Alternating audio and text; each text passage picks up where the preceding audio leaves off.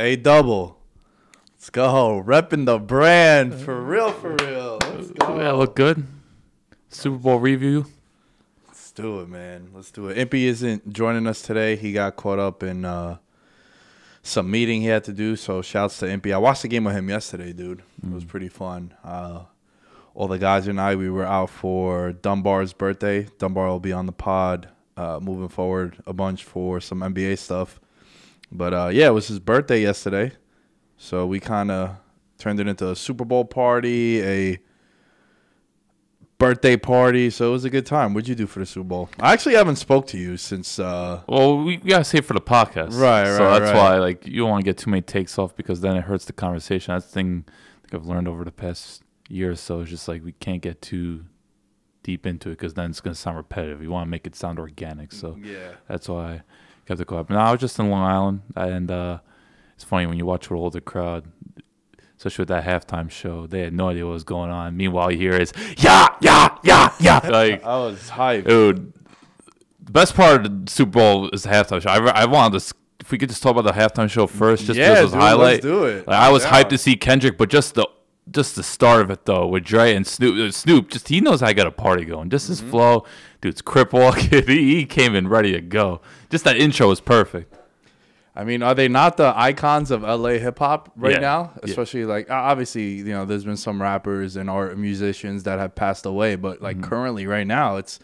I mean, when I think of West Coast rap, it's basically the guys that you saw yesterday. Yes, like you see Dre and Snoop, like that had to be the opener because those two are like the figureheads. Like when we saw like I know Eminem is probably more famous or more globally. I don't know. Him or Snoop is close. Man, Snoop might be up there. Yeah, bro. I just know Eminem. Like his fans are just, you know, we know what rap his fans are, but like they had it start out with Dre and Snoop, and I just love the opener. And just it looks, it's how it was produced too. Like it was like right in your face and this on this platform because I didn't know what because the Super Bowl. I feel like they always have newer ways of like the structure of it. Yeah.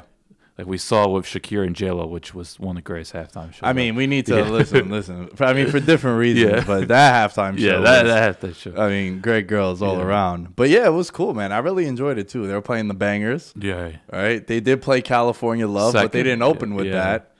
Next episode was perfect though, just the beginning. Yeah. Hey. Yeah. What was crazy was from a betting perspective, I know California Love when around this time, so after the AFC NFC title games, that song was like 7-1 to be the opener.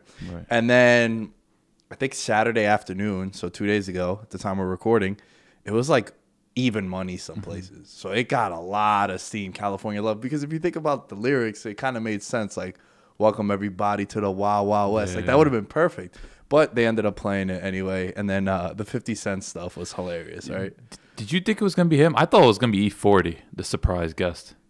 I I thought they were going to a Bay base, Yeah. but then Dr. Dre, 50 Cent. But like, yo, listen, E40 to 50 Cent from I know, I just think of California though. E40 Right, is yeah. still legend, but no, we know 50 Cent.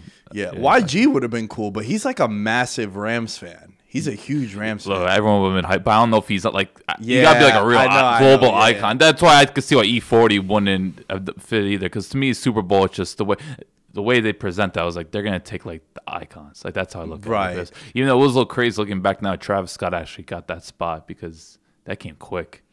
Yeah, Looking back on that at the time, it was a little like now it wouldn't be as like surprising. But at that time it was weird. But no, 50 did this thing like, and they stuck with the bangers. Like you played the number one hits. The number one hits, the ones that everybody knows, for sure. Yeah, and then even Mary J too. She sang her heart out. Yeah, I was so seeing that. She was going, and the way she fell at the end. But I thought maybe it's just being a fanboy, but I thought Kendrick was my favorite part, just because we haven't seen him in years. Yeah, he's been the dungeon. Quiet, not on social media either. He's very low key. He'll just like release an album and just put it out. Yeah, it was cool, man. It was cool. You know, one time I was talking about it with Impy yesterday.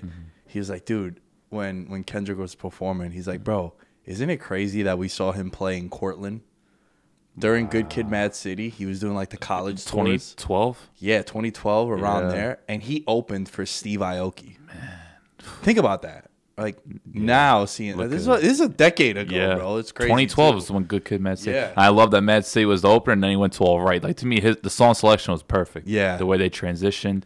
and man, he had not missed a beat. I didn't expect it to be 50, but then it made sense when Yeah, it it made was 50, sense. right? Yeah, Dr. yeah. Dre and then Eminem also. That was really cool. And look, Eminem killed it. I know Eminem's people like to make him into a punchline now, and look, I don't think his music has aged all that well, but he did his thing. Like Eminem, the way he came out, "Lose Yourself" was perfect. The taking the knee, like Eminem, salute to him. He delivered it great, and just the ending with all of them there, it was just real powerful. And I like that all the artists did their thing. They weren't trying to make a viral moment because 50 Cent will chase any sort of attention, but they knew the stage and like, no, we're performing hits and we're gonna represent together. I mean, 50 did have a viral moment.